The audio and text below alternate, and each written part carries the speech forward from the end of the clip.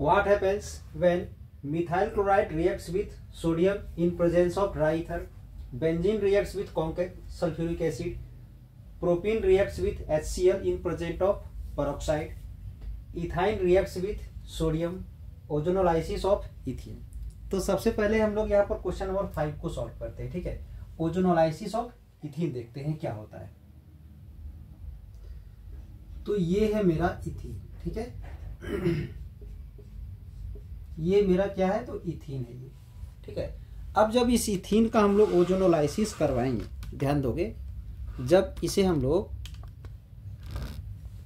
इसका ओजोनोलाइसिस करवाते हैं, यानी ओजोनोलाइसिस को डिटेल पूर्वक उसके लिए हम अलग से एक वीडियो बना रखे हैं, ध्यान दोगे। यानी O3 यानी ओजोन से इसे रिएक्ट करवाएंगे। तो जैसे ही जब हम लोग इसको ओजोन से रिएक्ट करवाएंगे तो यहां पर ऑक्सीजन इस प्रकार से ऐड हो जाता है, ठीक है, ध्यान दोगे।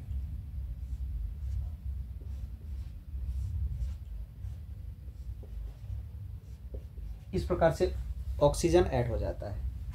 ये है हमारा ओजोनाइड, ये बन गया ओजोनाइड जो कि अनस्टेबल होता है।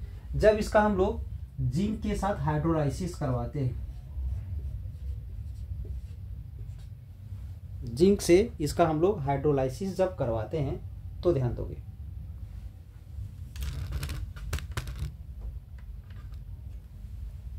तो क्या होता है कि यहां से ये जो बॉन्ड है ये ब्रेक हो जाता है,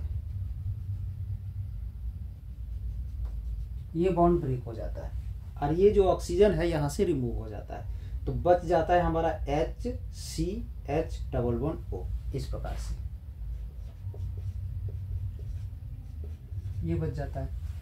इधर भी हमारा वही बचता है प्लस में,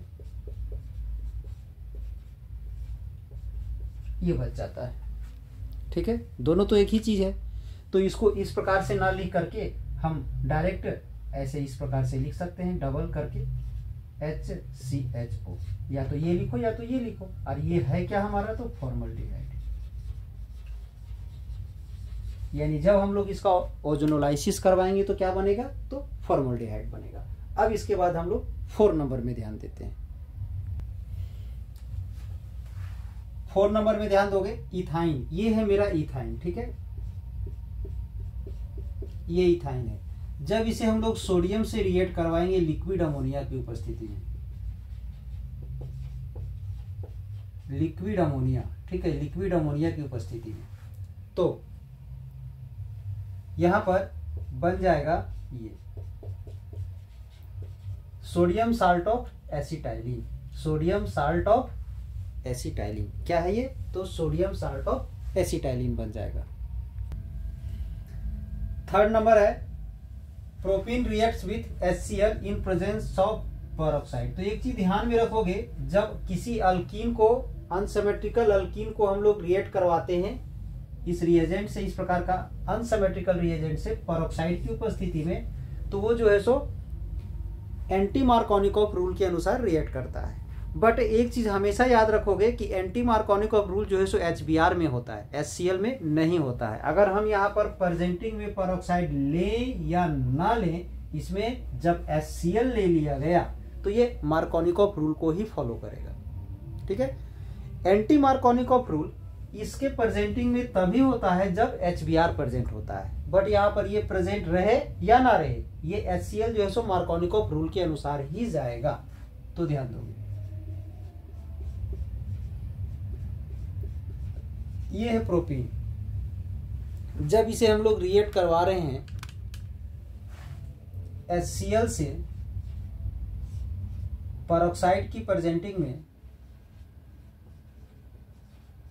तो एक्चुअली में ये मार्कोनिकॉफ रूल के अनुसार ही जाएगा, ठीक है। ये एंटी मार्कोनिकॉफ रूल होना चाहिए था, बट कब होता, जब यहाँ HBr होता। तो अगर ये मार्कोनिकॉफ रूल के अनुसार जा रहा है तो ये जो Cl है वो कहाँ ऐड होगा, जहां पर हाइड्रोजन की संख्या कम है,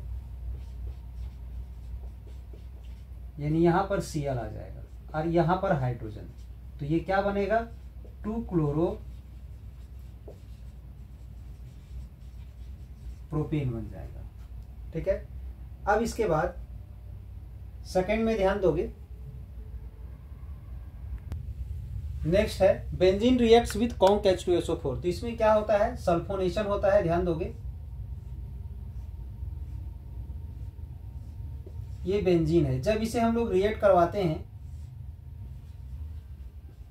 कॉन्क H2SO4 के साथ तो बेंजीन सल्फोनिक एसिड प्राप्त होता है। क्या बनता है, तो बेंजीन सल्फोनिक एसिड SO3H यहां पर ऐड हो जाता है, बेंजीन सल्फोनिक एसिड। अब फर्स्ट नंबर में ध्यान दोगे, फर्स्ट में है methyl chloride reacts with sodium in presence of dry ether. तो ये जो है सो एक प्रकार का ऊर्ज रिएक्शन है, ये आप लोग पढ़े होगे, नहीं पढ़े होगे तो हम इसके लिए एक अलग से वीडियो बना रखे हैं, उसको एक बार देखोगे जाकर के, ठीक है। मिथाइल क्लोराइड ये सोडियम से रिएक्ट करेगा तो ये यहां से हट जाएगा, किसकी उपस्थिति में, तो ड्राई ईथर की उपस्थिति में। तो ये CH3 आपस में ऐड हो जाएगा, C2H6 लिख सकते हो। और प्लस में क्या हो रहा है कि ये सोडियम दोनों क्लोरीन से रिएक्ट करवा के 2NaCl बन गया, ये बन गया।